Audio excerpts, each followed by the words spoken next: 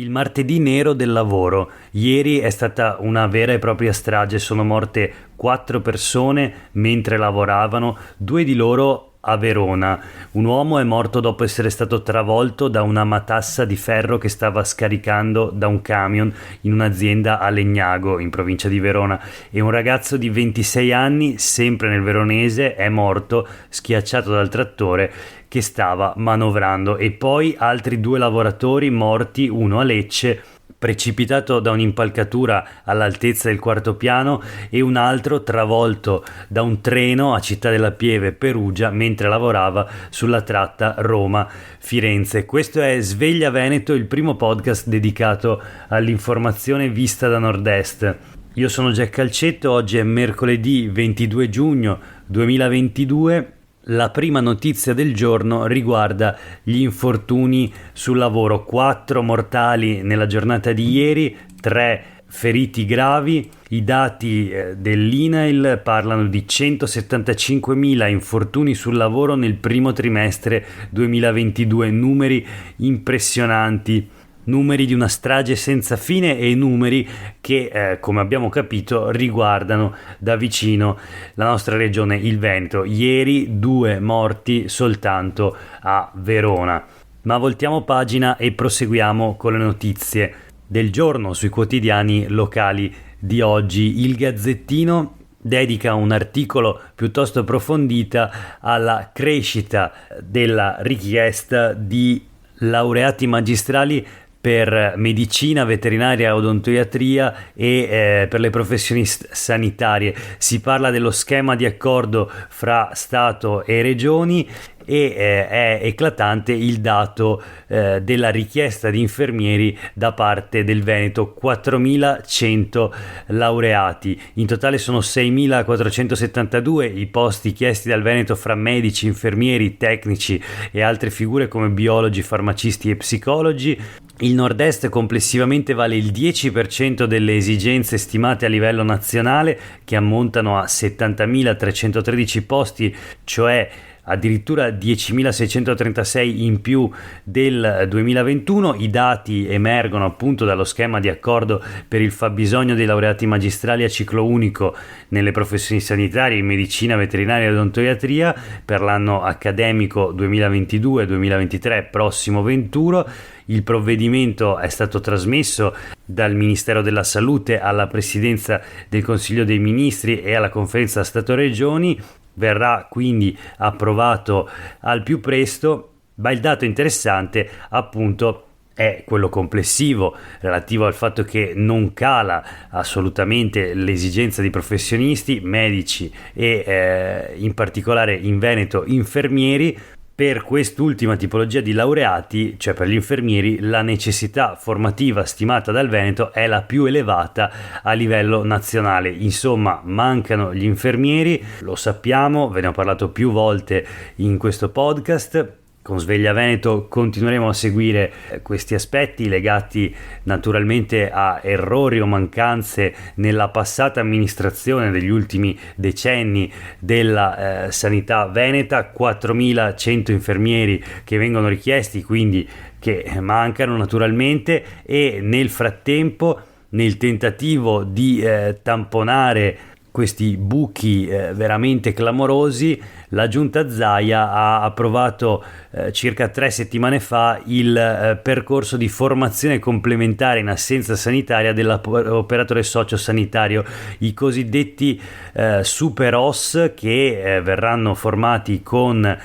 300 ore di formazione appunto, e ai quali verranno poi assegnate mansioni e competenze finora tipiche degli infermieri. In pratica, siccome mancano infermieri, la regione corre ai ripari cercando di trasformare con poche ore di formazione gli operatori sociosanitari in infermierini, super OS. Li hanno chiamati in ogni modo possibile i quotidiani, ma naturalmente resta il precedente, cioè che l'altra delibera che era stata approvata dalla giunta regionale proprio in questa materia, che poi è stata ritirata e riformulata, era stata impugnata dai sindacati degli infermieri e anche dalla federazione MIGEP. Insomma, un vero e proprio ginepraio, non se ne esce. Naturalmente il problema è che mancano proprio queste figure professionali. Vedremo come proseguirà la vicenda della sanità pubblica in Veneto e in Italia. Nel frattempo la politica, il caos nella Lega, la giunta di Mogliano strappa la tessera del Carroccio. Vi sto leggendo il titolo del Corriere del Veneto di oggi. Veleni nella Lega anche a Padova dopo la nomina di Polato, non eletto in città, ad assessore di Vigonza. Marco Polato, commissario provinciale della Lega di Padova, era candidato nel capoluogo in una lista, nella lista della Lega, a sostegno di Francesco Peghin, lo sfidante di Sergio Giordani. Non è stato eletto.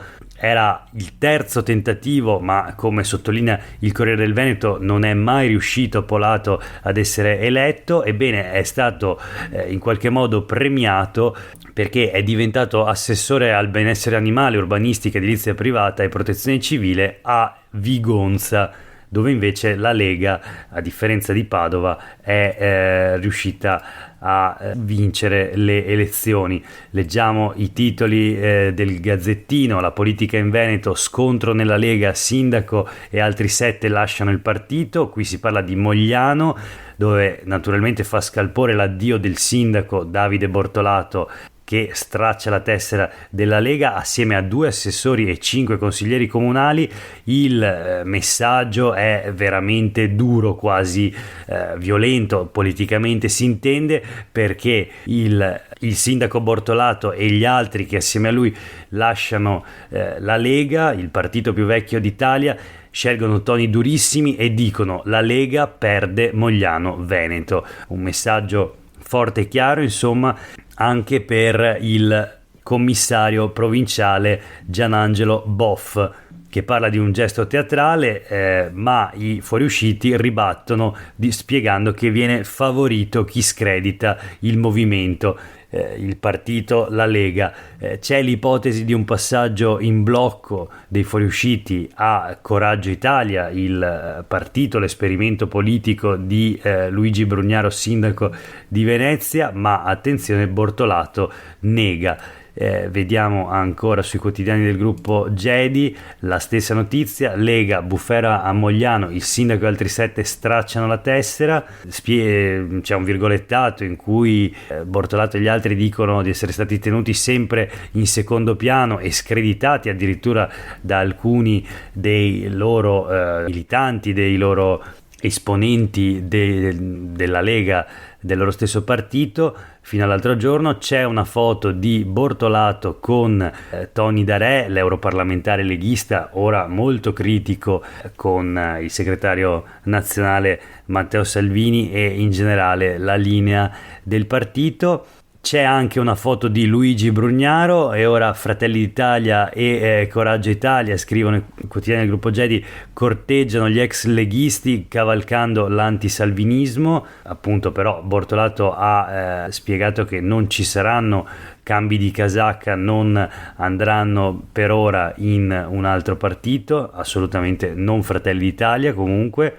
E di nuovo viene spiegato che nel mirino dei fuoriusciti c'è la linea del responsabile provinciale Boff, che ha voluto Alberto Gherardi come commissario. Insomma, il caos nella Lega prosegue, ma noi ci spostiamo a Verona, dove proseguono ugualmente le polemiche sull'intervento del vescovo di Verona, appunto, che ha scritto una lettera indirizzata ai preti dicendo no all'ideologia gender e invitando sostanzialmente a votare con attenzione al ballottaggio tra Tommasi e Sbuarina, scegliendo chi è a sostegno della famiglia naturale non alterata dall'ideologia del gender, quindi la famiglia voluta da Dio.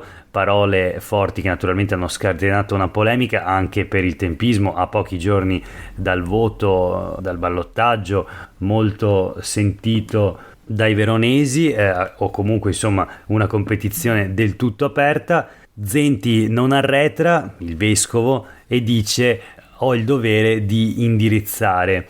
e insomma vedremo in che modo indirizzerà poi effettivamente Zenti e le sue parole, in che direzione spingeranno. Intanto la partita è assolutamente aperta a Verona. Per la prima volta dopo molti anni il candidato del centrosinistra arriva al ballottaggio in vantaggio, è Damiano Tommasi, ex calciatore. Lo sfidante, il sindaco uscente Federico Sborina, prova a inseguire, ma senza la forza di un accordo complessivo del centrodestra, perché ha rifiutato la proposta di apparentamento avanzata da Flavio Tosi, il terzo sfidante, che dopo il primo turno si è iscritto a Forza Italia e appunto aveva proposto l'alleanza con Sborina, poi rifiutata. Quindi grande caos nel centrodestra anche a Verona. Vedremo come andrà il ballottaggio. Nel frattempo un brevissimo aggiornamento sul caso di Chloe Bianco, la professoressa morta suicida e vittima di transfobia anche in queste ore, in questi giorni. Continuano delle dichiarazioni veramente orribili e a tratti inumane nei confronti di questa professoressa, ma leggiamo invece sui quotidiani del gruppo Gedi le dichiarazioni del presidente della giunta regionale del Veneto, Luca Zaia, che dice: Chloe Bianco era una donna a tutti gli effetti. In questo modo Zaia prende le distanze oggettivamente dal suo assessore Elena Donazzan, assessore all'istruzione, al lavoro, alle pari opportunità, che anche di recente ha definito Chloe Bianco un uomo travestito da donna. E quindi la dichiarazione di Zaia invece è di tutt'altro tenore, sostanzialmente dice l'opposto. Ha anche detto: penso che la Costituzione garantisca questi diritti, e quindi il parlamentare del Partito Democratico Alessandro Zan incalza il presidente Zaia e gli dice: allora ritira le deleghe a Elena Donazzan. Leggiamo la dichiarazione di Zan. Zaia dice che Chloe Bianco era una donna a tutti gli effetti e che i suoi diritti erano garantiti dalla Costituzione. Bene, per essere credibile ritiri le deleghe alla pari opportunità e all'istruzione a Donazzan, che quei diritti ha violato nell'esercizio delle sue funzioni.